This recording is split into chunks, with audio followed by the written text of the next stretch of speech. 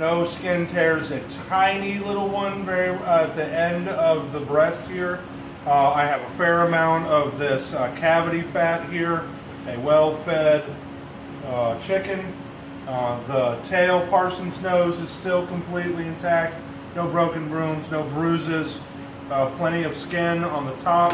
The first step on carving this that I want to do is get the wishbone out, because this bone will kick my knife out on the sides, and you can see there's a line, a seam right on top of the bone.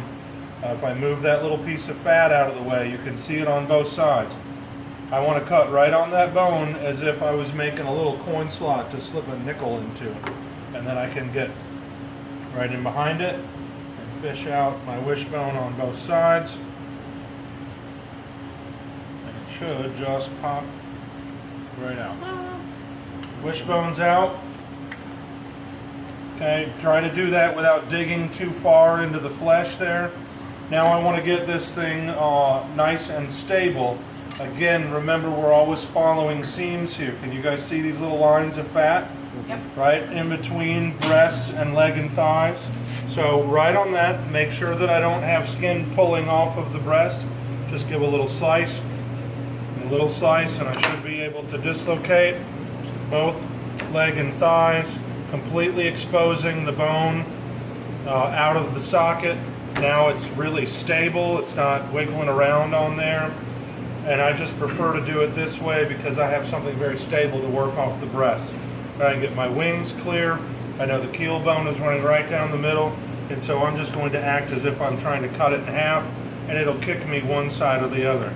Now, with the extension of my finger, I'm just peeling away. I'm up against the keel bone here so that my yield is really high. I have the knife, you can hear it, right up against bone, and as I get down, I'm following along the rib cage, again, right up against bone. I'm not leaving a bunch of tissue. I can get to the point where I can find this joint and I can wiggle it enough to get my finger in there. And if everything else is released, and you get your finger right in that socket, then you can stick your knife right in there and it comes right apart.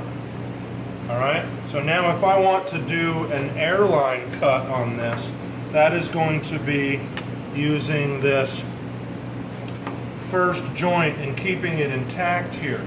I want to have this meat and this bone. It'll help insulate and keep the thickness of my breast really moist, but I don't want to have a bunch of sinew and tissue and stuff that looks not very pretty. I'd like for this meat to be kind of, imagine if I push my sleeve all the way up to my shoulder. That term is called mechonnier, like pushing your sleeve up. Now, I could cut the skin around here and use all these tendons. If I cut all the way down to the bone, all those tendons are still attached over here, and I might be able to pop it off by hyperextending it and have everything come off cleanly. So about 1 centimeter from the joint, go all the way around.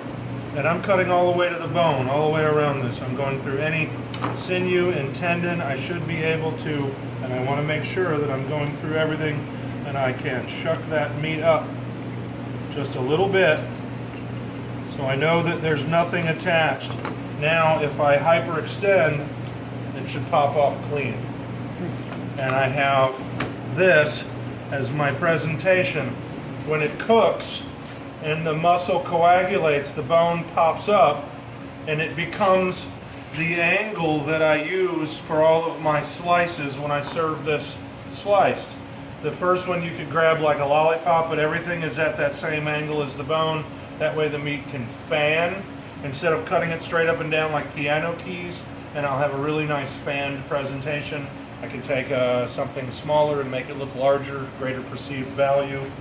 And so there's your airline breast.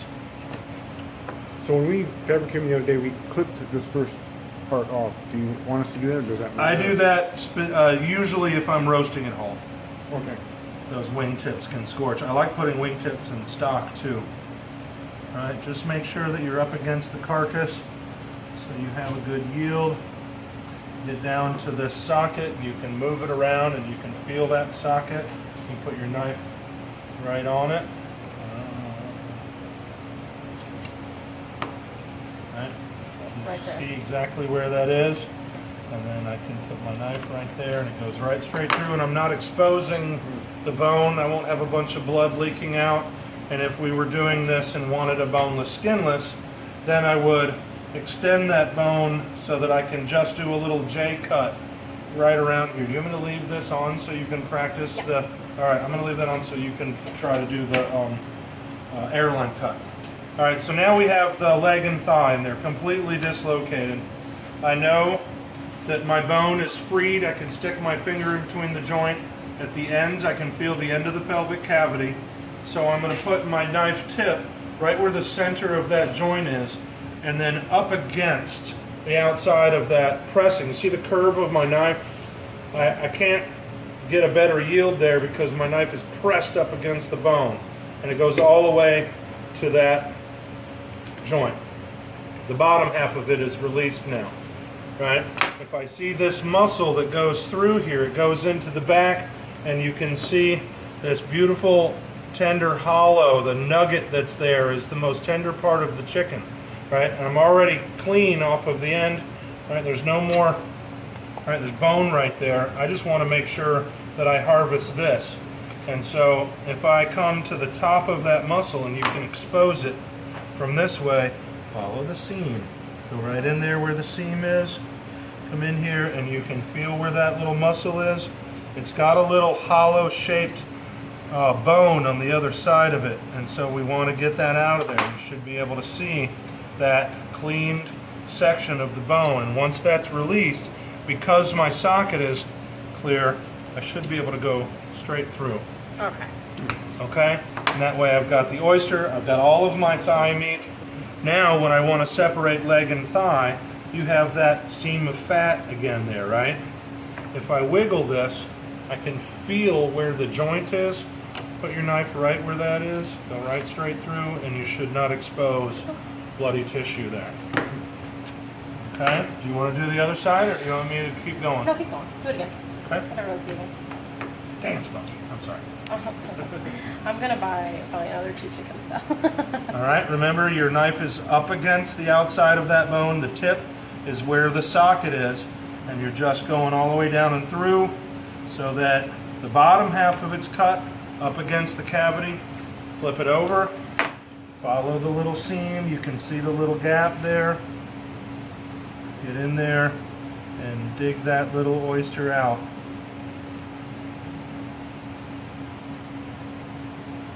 Nice clean bone.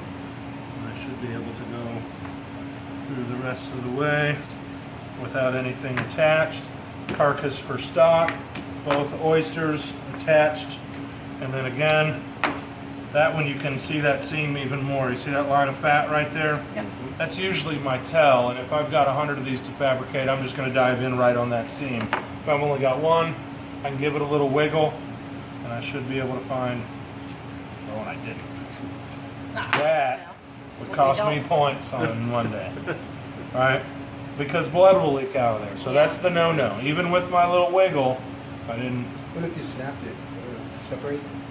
You could mess up your presentation because it's not just separating the joint, but you have tendons that run up and down, and you can pull things apart and stuff. So that bothers me, but I'm happy with everything Well, else. it's good to know we know what we're not supposed to do. 'Cause, It's like an 8 I didn't know that. So would you Chicken maybe heart? be You good? a little bit this way then?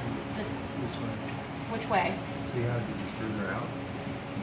So then we need to be over more to this Cut in end? here and that's where we get the blood, so it came out right at the joint. Okay. Yeah. All right.